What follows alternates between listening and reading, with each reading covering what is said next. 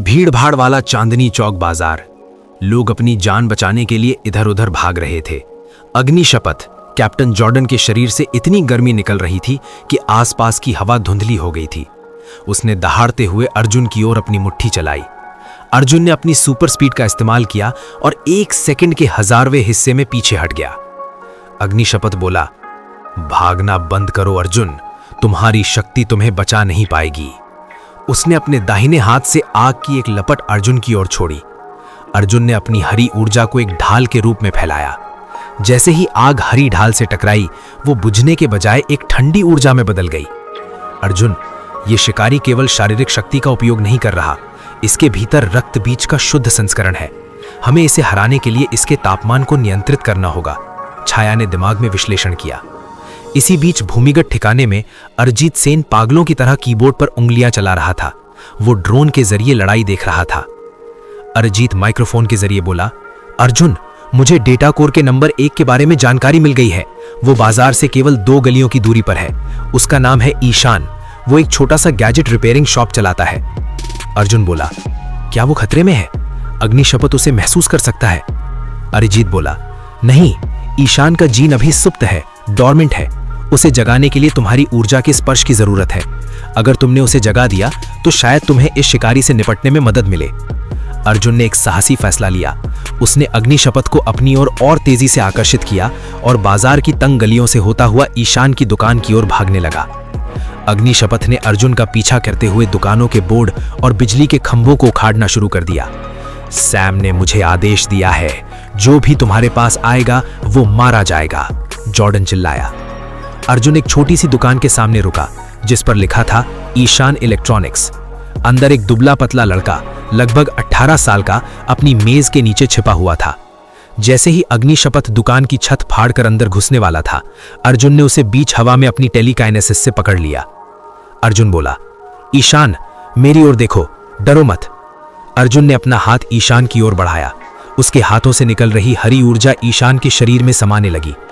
जैसे ही अर्जुन की ऊर्जा ईशान के डीएनए से टकराई, एक जोरदार बिजली का कड़ाका गूंजा। ईशान की आंखें पूरी तरह से सफेद हो गईं। ये शक्ति अर्जुन जैसी नहीं थी। ईशान की शक्ति इलेक्ट्रोमैग्नेटिज्म थी।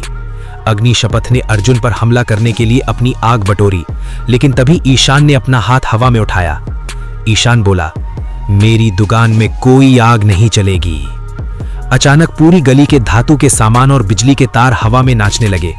ईशान ने एक मैग्नेटिक फील्ड बनाई जिसने अग्निशपथ के साइबॉर्निक अंगों को जाम कर दिया। अग्निशपथ बोला, ये क्या है? मेरे हाथ नहीं हिल रहे। अर्जुन बोला, मिलो ईशान से।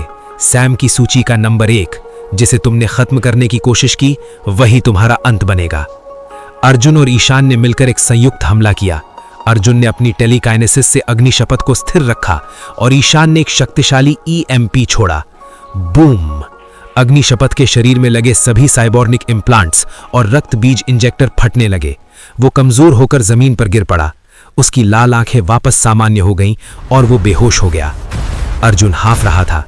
ईशान अपने हाथों को देख रहा था, जो अभी भी छोटी छोटी बिजली की चिंगारियां छोड़ रहे थे। ईशान बोला, भाई, ये सब क्या है? मैंने ये कैसे किया? अर्जुन बोला, तुम अकेले नहीं हो ईशान, तुम जैसे 99 और लोग हैं और हमें उन सबको ढूंढना होगा, इससे पहले कि सैम उन तक पहुंचे। तभी बाजार के आसमान में सैम के बड़े युद्धपोत दिखाई देने लगे। सैम अब पूरी सेना के साथ आ रहा था। अर्जुन ने ईशान की ओर देखा और फिर डेटा कोर की ओर। अर्जुन बोला, अब ये युद्ध एक इंसान का नहीं रहा, अब ये अक्षय सेना का युद्ध है। ईशान के रूप में अर्जुन को पहला साथी मिल गया है।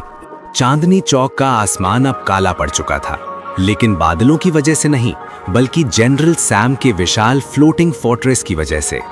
हजारों ड्रोन मधुमक्खियों की तरह नीचे की ओर गोता लगा रहे थे। ईशान घबराया हुआ था। उसके हाथों से नीली बिजलियां निकल रही थीं। ईशान बोला, अर्जुन भाई, हम इतने सारों से कैसे लड़ेंगे? अर्जुन बोला, अपनी शक्ति से डरो मत ईशान, इसे महसूस करो। ये सभी ड्रोन धातु और सर्किट से बने हैं और तुम बिजली के राजा हो। अर्जुन ने अपने भीतर की हरी ऊर्जा को पूरी शक्ति से फैलाया।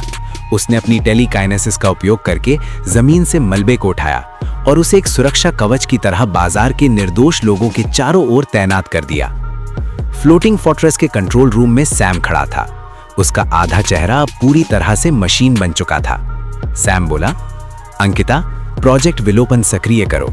अगर मैं इन महामानवों को नियंत्रित नहीं कर सकता तो मैं इस पूरे शहर को राख कर दूंगा। डॉक्टर अंकिता के हाथ कांप रहे थे। अंकिता बोली, लेकिन जनरल, इसमें लाखों मासूमों की जान जाएगी। सैम बोला, विकास के लिए बलिदान जरूरी है। फायर। तभी किले के नीचे से एक विशाल लाल लेजर बीम चार्ज होने लगी। ये बीम एक ही झटके में पूरे चांदनी चौक को मिटा सकती थी। अर्जुन बोला, ईशान, वो लेजर, हमें उसे रोकना होगा। ईशान बोला, मैं कोशिश कर रहा हूं, लेकिन वो बहुत ऊंचा है। अर्जुन बोला, मैं तुम्हें ऊपर फेंकूंगा। अपनी मैग्नेटिक पावर का उपयोग करके उस लेजर के इंटरनल सर्किट को शॉर्ट कर दो। मैं नीचे से ड्रोन्स को संभालूंगा। अर्जुन ने अपनी पूरी ताकत बटोरी और ईशान के पैरों के नीचे एक ऊर्जा का प्लेटफॉर्म बनाया। एक जोरदार धमाके के साथ अर्जुन ने ईशान को रॉकेट की तरह सीधे आसमान की ओर उछाल दिया।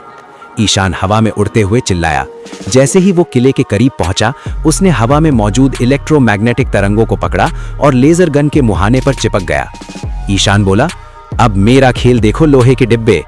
ईशान ने अपने शरीर की पूरी बिजली लेजर के कोर में डाल दी। कड़कड़ाहट। लेजर गन के अंदर विस्फोट होने लगे। नीचे जमीन पर एक बड़ा यान उतरा। उसमें से जनरल सैम खुद बाहर निकला। उसके पास एक एंटी ग्रेविटी कुल्हाड़ी थी। सैम बोला, अर्जुन, तुमने मेरी जिंदगी तबाह कर दी। अब मैं तुम्हें अपने हाथों से खत्म करूंगा। अर्जुन ने गहरी सांस ली। उसकी आंखें तेज हरी चमक रही थीं। अर्जुन बोला, तुमने इंसानों को खिलौना समझा सैम। आज प्रकृति तुम्हें जवाब देगी। दोनों के बीच भयंकर टक्कर हुई। सैम की कुल्हाड़ी जमीन चीर रही थी और अर्जुन अपनी सुपर स्पीड और टेलीकाइनेसिस से वार को मोड़ रहा था। अर्जुन ने महसूस किया कि सैम ने अपने शरीर में रक्त बीज का अंतिल और सबसे घातक डोज ले लिया है। उसकी ताकत दानवीय थी। युद्ध के बीच अर्जुन ने छाया की आवाज सुनी। अर्जुन, उसकी मशीनरी को नहीं, उसके जैविक हृदय यानी बायोलॉजिकल हार्ट को निशाना बनाओ। वही उसकी कमजोरी है। अर्जुन ने अपना हाथ आगे बढ़ाया। उसने सैम पर पत्थर फेंकने के बजाय सैम के शरीर के अंदर मौजूद धातु के इम्प्लांट्स को अपनी शक्ति से मरोड़ना शुरू कर दिया। सैम कराहने लगा। आह, ये क्या कर रहे हो? अर्जुन बोला, मैं तुम्हारी मशीनरी को तुमसे अलग कर रहा हूं सैम। आसमान में एक जोरदार विस्फोट हुआ। ईशान ने सफलतापूर्वक लेजर गन को तबाह कर दिया था और वो धीरे धीरे अपनी शक्तियों का उपयोग करके नीचे उतर रहा था। फ्लोटिंग फोर्ट्रेस डगमगाने लगा और दूर यमुना नदी की ओर गिरने लगा। सैम घुटनों के बल गिर पड़ा। उसके सभी साइबॉग अंग निष्क्रिय हो चुके थे। अब वो केवल एक कमजोर बूढ़ा आदमी था। अर्जुन बोला, मैं तुम्हें नहीं मारूंगा सैम। तुम्हें यह देखना होगा कि जिस अक्षय सेना से तुम डरते थे, वही अब इस दुनिया की रक्षा करेगी। अर्जुन ने डेटा कोर हवा में उठाया। उससे एक विशाल हरी किरण निकली जो पूरे शहर के आसमान में फैल गई। अरिजीत रेडियो पर बोला, अर्जुन, तुम क्या कर रहे हो? वो डेटा लीक हो जाएगा। अर्जुन बोला, नहीं अरिजीत, मैं बाकी 99 लोगों को एक मानसिक संदेश भेज रहा हूं। वे जाग रहे हैं। वे अब अपनी शक्तियों को महसूस कर सकते हैं। वे अब अकेले नहीं हैं। पूरे शहर में अलग अलग जगहों पर 99 लोगों की आंखें एक साथ चमकी। किसी के हाथों से आग निकली, कोई हवा में तैरने लगा, तो किसी की सुनने की शक्ति बढ़ गई। अक्षय सेना जाग चुकी थी। अर्जुन और ईशान एक साथ खड़े होकर गिरते हुए किले जैसे फ्लोटिंग फोर्ट्रेस को देख रहे थे। ईशान बोला, अब आगे क्या भाई? अर्जुन बोला, अब असली ट्रेनिंग शुरू होगी। दुनिया को महामानवों की जरूरत है, लेकिन उन्हें रक्षक बनना होगा, विनाशक नहीं। अर्जुन अब केवल एक छात्र नहीं, बल्कि अक्षय सेना का लीडर बन चुका है।